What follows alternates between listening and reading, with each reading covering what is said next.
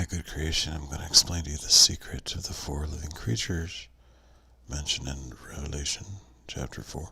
It's also mentioned in Ezekiel chapter 1 too. And it's symbolic. Obviously, they represent something.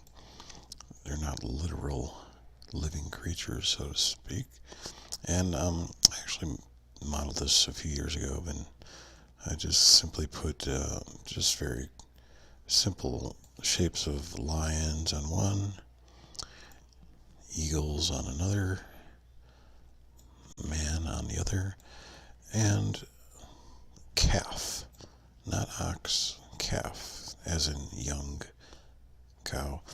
And you'll notice that they're surrounding the tree of life, the perimeter area, and also they're four, just as the octahedron is four. So when we talk about the four corners of heaven, or even the four corners of earth, we're talking about the octahedral structure up in heaven.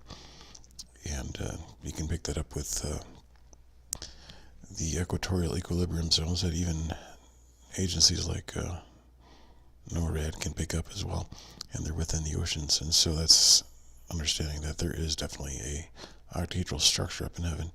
And what these four living creatures actually symbolize are their guardians. They're guardians of this knowledge. They're guardians of the tree of life. It's kind of interesting because when Adam and Eve fell in the Garden of Eden, when they were tempted by the serpent and they were kicked out, well, the reason why is because they tasted of the tree of knowledge of good and evil.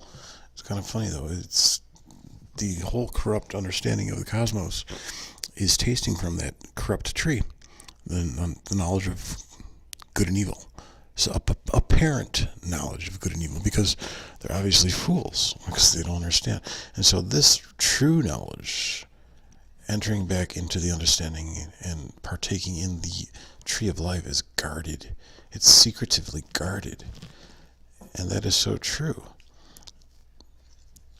Let's see, let's go into some scripture here. Let's see, first I want to talk about, I made a video about a week ago. I said what makes humans godlike, forced to process. It's kind of interesting that we have four angels surrounding the primary tree of life here, isn't it? Initially I said the transmitter, second the receiver, third the listener, and fourth the repeater. And so this is a binary. Divinity is multiplied, and so it repeats itself. So transmission, receiver, listener, repeater, it just cycles like that, on and on like that. But there has to be an initial progenitor, an initial source, an origin to it. So that's what makes myself distinct from you all, is understanding that process, that I'm the origin. But understanding, let's break down the animals now. Okay, in Revelation first we have a cherub. All right, they're all cherubs actually. And actually, well, let me go back here in Genesis. I'll explain to you. Cherubs they're guardians, right? They're flanking God's throne, right? So when Adam and Eve were kicked out of the garden, flaming sword, which turned every way, that's interesting too, to keep the way of the tree of life. So they're protectors of the tree of life. You understand? So with the correct understanding of the earth, we do have this flaming sword in a way, if you understand how the sunlight is actually returning to the tree of life area, the primer field area. The word, let's see, flaming, let's look that up really quick here. Go back here. Flaming, 3858.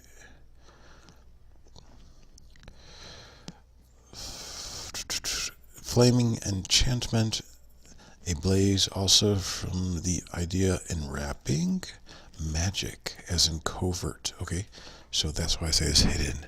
This knowledge, this is the true knowledge, even though it's not from the tree of knowledge of good and evil. This is from the tree of life, and it's true knowledge, but it's hidden. It's covert. You understand? Okay? So let's go back here, and let's classify these animals here. Okay, initially, the way I see it is that we have the lion. Let's turn around to see the lion. Where are you, lion? Get back here. Let's see if I can zoom in on that. Nope. Okay, well, we have the line initially, and so to me that's the transmission. That's the initial transmitter. And so he's transmitting a message, and it's being picked up by the calf. Right there is a calf. The receiver. So the calf, calf sucks his or her mother's udder breast milk, cow milk. So the receiver is receiving the message. So that's why it's the calf. And so then we have the man on this side over here.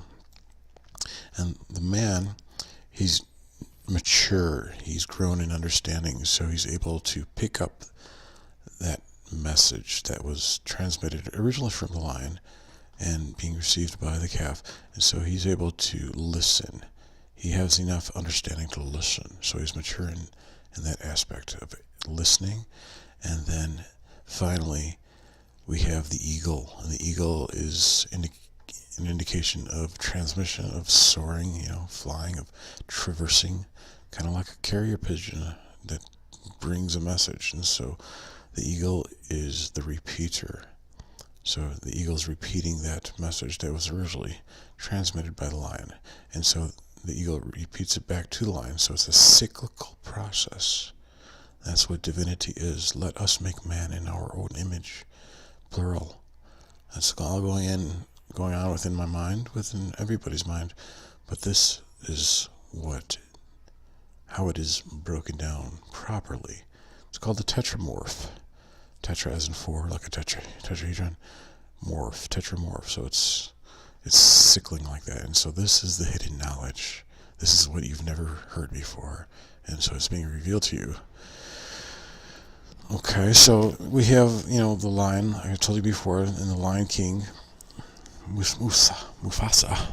It means king in Swahili. So he's the transmission. He's the origin. And then, of course, we have the receiver, which is the calf, feeding on the transmission food. Listener is the man. He's the student, right? He's mature to understand. He's mature enough to understand the message, and so he listens.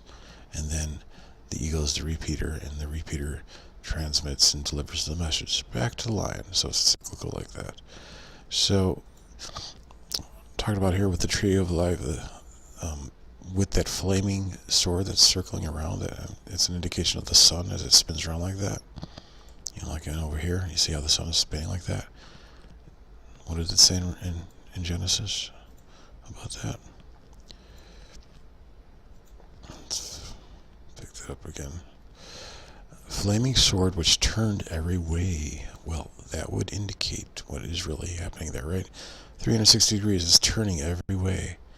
It's guarded, protected. You were not able to understand this before because you were all partakers into the knowledge of good and evil, or foolishness, really, because it's not true knowledge. For the longest time, mankind has been utterly foolish, not understanding the true form of the earth, or the nature, or the form of the universe, and for that matter. So this has been hidden from you all until this time.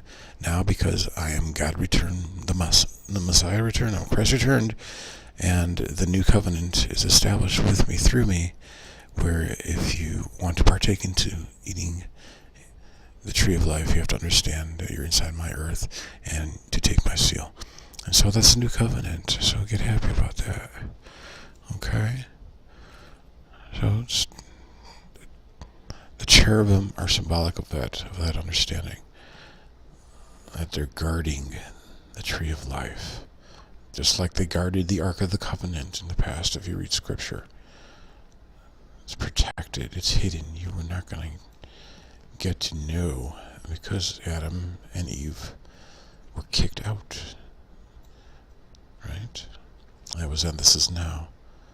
And so, we have that going on there. So this is the way in which to understand what's really correctly going on with the universe, with the understanding, with partaking into the tree of life again. Second chance for you guys. And no more partaking into the foolishness of eating from the tree of knowledge, so-called knowledge of good and evil, right? Let's look that up here.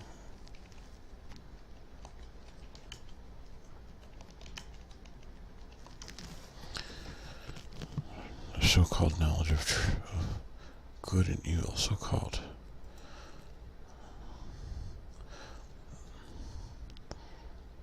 The tree of knowledge of good and evil. There's some fakers out there who don't understand that you're living inside the concavity of my earth, and that I am the returned Christ. I am God. And so, I mean, these people, they like to associate themselves with the word Ra. What does Ra mean in Hebrew? Evil. It means evil. Hello. As a sign. And so, I'm back, guys. Second chance. Okay. This is the truth. You're inside.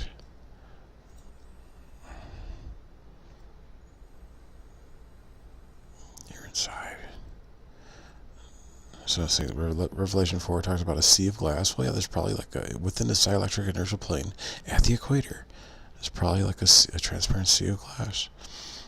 And of course we have the doldrums at the equator, right? You know, the intertropic convergence zone I was talking about before, where there's not much wind. Well, that's mentioned in Scripture in Revelation 2. At the four angels holding back the four winds of heaven. Well, yeah, perfect sense. Okay. It's all making sense, guys. All right.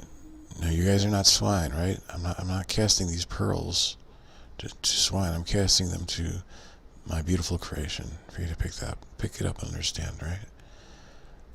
Okay. I love you.